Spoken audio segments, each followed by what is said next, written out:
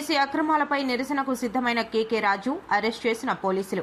DSC అక్రమాలు, నిరుద్యోగులకు ఇచ్చిన హామీల అమలు కోరుతూ విశాఖ ఉత్తర నియోజకవర్గ వైఎస్ఆర్ కాంగ్రెస్ పార్టీ అధ్యక్షుడు కేకే రాజు ఆధ్వర్యంలో శాంతియుత నిరసన ర్యాలీకి పిలుపునిచ్చారు. ఆర్ఎండ్బి జంక్షన్ నుంచి సీతమ్మధార ఎంఆర్ఓ కార్యాలయం వరకు ర్యాలీ నిర్వహించేందుకు విద్యార్థులు, యువత నాయకులు, కార్యకర్తలు చేరుకుంటుండగా పోలీసులు వారిని అడ్డుకున్నారు. అనంతరం ఆర్ఎండ్బి జంక్షన్ కు చేరుకున్న కేకే రాజుతో పాటు పలువురు విద్యార్థులు, యువకులు, నాయకులు, కార్యకర్తలను పోలీసులు అదుపులోకి తీసుకుని స్టీల్ ప్లాంట్ పోలీస్ స్టేషన్ కు తరలించారు. పోలీసుల చర్యలను నిరసిస్తూ అక్కడ నినాదాలు చేశారు. అనంతరం కేకే రాజుతో పాటు ఇతరులకు షరతులతో కూడిన స్టేషన్ బెయిల్ మంజూరు చేసి విడుదల చేశారు. విడుదల అనంతరం సీతమ్మధారలోని దివంగత వైఎస్ రాజశేఖర రెడ్డి విగ్రహానికి కేకే రాజు నాయకులు పూలమాల వేసి నివాళులర్పించారు. అనంతరం మీడియాతో మాట్లాడుతూ ఎన్నికల ముందు కూటమి ప్రభుత్వం ఇచ్చిన హామీలను అమలు చేయాలని శాంతియుతంగా నిరసన చేస్తున్నామని, తమను పోలీసులు అడ్డుకోవడం ప్రజాస్వామ్య విరుద్ధమని ఆరోపించారు. తమపై ఎన్ని ఆంక్షలు విధించినా పోరాటం కొనసాగిస్తామని కేకే రాజు స్పష్టం చేశారు. ఈ కార్యక్రమంలో పలువురు వైఎస్ఆర్ కాంగ్రెస్ పార్టీ నాయకులు, విద్యార్థులు, యువత, కార్యకర్తలు పాల్గొన్నారు.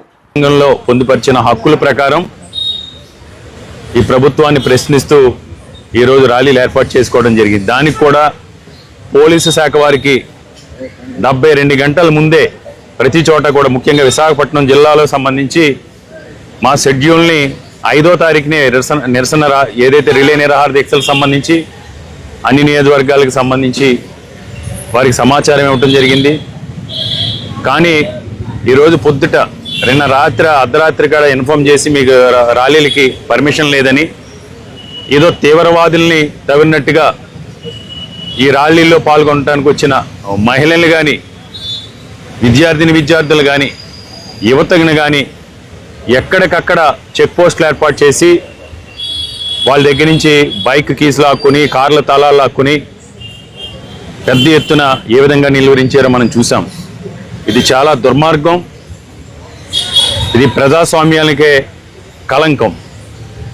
ఈరోజు మనం చూశారు విశాఖపట్నం జిల్లాలో వెస్ట్ కానీ, గాజువాక కానీ, అదేవిధంగా ఈస్టు, దక్షిణ నియోజకవర్గాల్లో కూడా ఉదయం నుంచే కూడా పోలీసులు మోహరించి ఉత్తర నియోజకవర్గాలు అన్ని చోట్ల కూడా పోలీసులు దాడులు చేసే ప్రయత్నం చేయటం అనేది చాలా దురదృష్టకరం. దీన్ని తీవ్రంగా ఖండిస్తున్నాం. అదేవిధంగా ఈరోజు పోలీసులు ఎంత వేధించినా, పోలీసులు కేసులు పెడతామన్నా, బళ్ళు లాక్కుంటామన్నా, మిమ్మల్ని జైల్లో కుక్కుతామన్నా, లాఠీ చార్జ్ చేస్తామన్నా వెరవకుండా ఈరోజు కార్యక్రమంలో పాల్గొనడానికి ప్రయత్నించిన ప్రతి ఒక్కరికి కూడా వైఎస్ఆర్ కాంగ్రెస్ పార్టీ నాయకులకు కానీ, విద్యార్థులకు కానీ, యువకులకు కానీ ధన్యవాదాలు తెలియజేస్తూ, మీడియా మిత్రుల ద్వారా ఈ సందర్భం ఒకటే చెప్తున్నాం.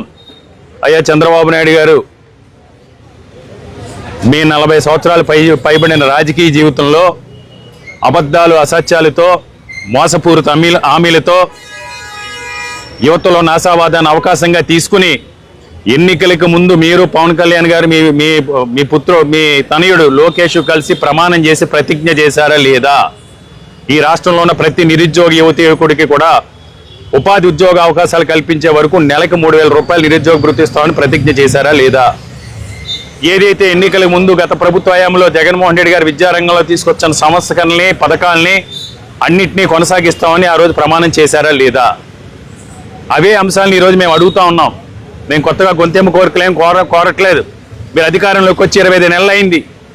25 నెలల్లోనే కూడా ఈ రాష్ట్రంలో ఉన్న లక్షలాది మంది నిరుద్యోగ యువకులకి ఒక్కరికైనా ఒక్క నెలైనా 3,000 రూపాయలు నిరుద్యోగ భృతి ఇచ్చారా? ఇవ్వలేదు కదా. ఫీజు రియంబర్స్మెంట్ బకాయిలు విడుదల చేశారా? ఈరోజు విద్యా కానుక పథకానికి సంబంధించి గతంలో జగన్మోహన్ రెడ్డి గారు ముఖ్యమంత్రిగా ఉన్నప్పుడు స్కూళ్లు తెరిచారంటే ఏ విధంగా విద్యా కానుక చేసి ఆ పిల్లల్లో తల్లిదండ్రుల ఆ కుటుంబాల ఆనందాలు ఇచ్చారు మనకు అందరికీ కూడా తెలిసిందే. వాటిని ఈ రోజు వరకు కూడా అమలు చేసిన పాపాను పోలేదు. పైగా డిఎస్సికి సంబంధించి 2025లో జరిగిన డిఎస్సి పరీక్షలకు సంబంధించి మెరిట్ లిస్టును మార్చి దాంట్లో పెద్ద ఎత్తున అవినీతికి పాల్పడి, అక్రమాలకు పాల్పడి, రేయింబవళ్ళు కష్టపడి పరీక్ష రాసిన డిఎస్సి అభ్యర్థులకి మీరు అన్యాయం చేశారా లేదా, వారిని మోసం చేశారా లేదా అనేది మేము ప్రశ్నిస్తున్నాం. ఈరోజు గత 10 రోజులుగా జరుగుతున్న ఈ ఉద్యమంలో ప్రధానమైన మా డిమాండ్లు ఏంటంటే, మీరు ఇచ్చిన నిరుద్యోగ భృతి హామీని అమలు చేయాలి, అదేవిధంగా విద్యా కానుక విడుదల చేయాలి, ఫీజు రియంబర్స్మెంట్ బకాయిలు విడుదల చేయాలి, డిఎస్సీలు ఎవరికైతే అభ్యర్థులకి అన్యాయం జరిగిందో వారికి న్యాయం చేయాలి. న్యాయం జరగాలంటే సిబిఐ ఎంక్వైరీ వేయాలి. సిబిఐ ఎంక్వైరీ నిష్పక్షపాతంగా జరగాలంటే లోకేష్ రాజీనామా చేయాలనేది మా డిమాండ్.